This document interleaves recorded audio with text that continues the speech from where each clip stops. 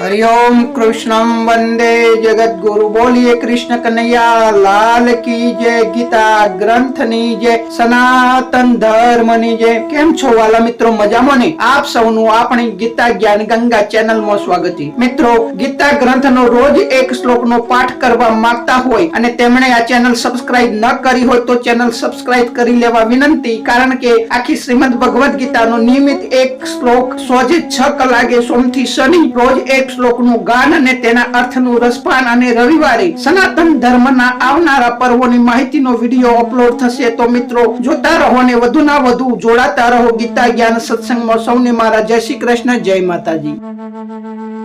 શ્રીમદ ભગવદ ગીતા શ્રી કૃષ્ણ અર્જુન સંવાદ નામે ગીતા ગ્રંથનો 5મા અધ્યાય કર્મ સંન્યાસ યોગના શ્લોક નંબર 16 વિશે વાત કરીએ।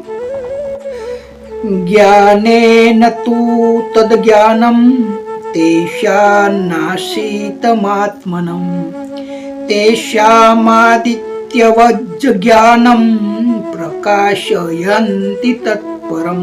પરંતુ જેમનું એ અજ્ઞાન પરમાત્માના તત્વ જ્ઞાનથી નાશ થઈ ચૂક્યું છે એમનું એ જ્ઞાન સૂર્ય સમાન સચ્ચિદાનંદ ઘન પરમાત્માને પ્રકાશિત કરી દેશે।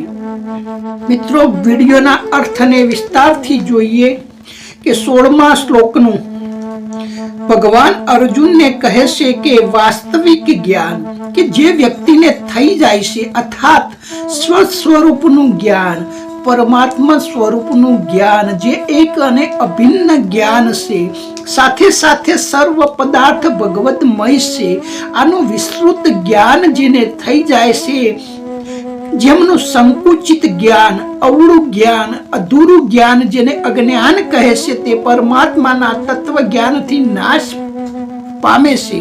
અર્થાત પરમાત્મા કોણ છે અને જીવાત્મા કોણ છે આ તત્વથી સાચું વાસ્તવિક અર્થ શબ્દ, તેનો અર્થ અને તેનો વાસ્તવિક ભાવાર્થ જે વ્યક્તિ સમજી જાય છે, જેને સમજાઈ જાય છે, તેને જ્ઞાન કહે છે, તેનો બેડો પાર થઈ જાય છે, તે મુક્ત થઈ જાય છે, તે સાચે જ મોક્ષ પામી જાય છે। જેમ એક ઓરડી માં હજારો વર્ષથી બંધ પડેલી છે, એમાં સૂર્યપ્રકાશનું એક કિરણ પણ પ્રવેશી શકવા સમર્થ નથી, અથવા અમાસની રાતના ગાઢ અંધકારમાં પણ તે ઓરડીમાં જો દીવો પ્રગટાવવામાં આવે અને ઓરડી સાવ ખાલીખમ હોય, કોઈ જ સામાન ન હોય તો વર્ષોનો અંધકાર એક ક્ષણમાં દીવાના પ્રકાશથી આપોઆપ દૂર થઈ જાય છે।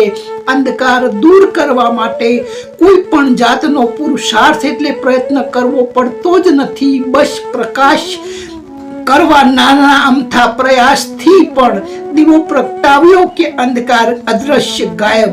તેવી જ રીતે જ્ઞાન રૂપી પ્રકાશ અંતઃકરણમાં થાય તો અંતઃકરણ એકદમ ખાલી હોય, ચોખ્ખું હોય, રાગ દ્વેષ, મારું તારું, ઈર્ષા, દ્વેષ, વાસના, કઈ જ મલિનતા કચરો ન હોય તો જ્ઞાન રૂપી દીપક પ્રગટ થતા આપોઆપ અંતરમાં સ્વ સ્વરૂપનું જ્ઞાન, પરમાત્મા સ્વરૂપનું જ્ઞાન આપોઆપ પ્રગટ થઈ જાય છે। તેથી જ્ઞાનને સૂર્ય સમાન કહ્યું છે।